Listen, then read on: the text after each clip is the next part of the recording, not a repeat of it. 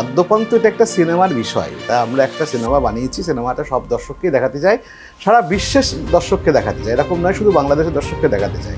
সেখানে এর মধ্যে কোনো রাজনীতি নেই, এর মধ্যে আমাদের নিখাদ একটা সিনেমার প্রতি ভালোবাসা, দর্শকদের ইচ্ছা, দর্শকদের ভালোবাসাকে সম্মান জানিয়ে আমাদের এটা ইচ্ছা।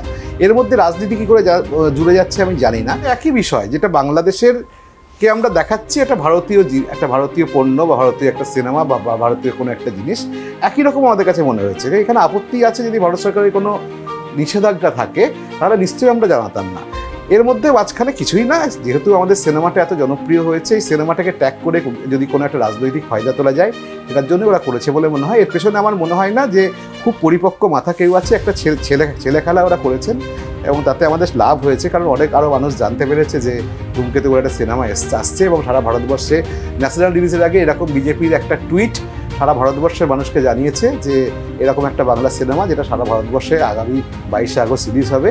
তার জন্য আমরা বিজেপি যারা টুইটটা করেছেন, negative publicity is also publicity, আমাদের এটা পাবলিসিটি হয়েছে।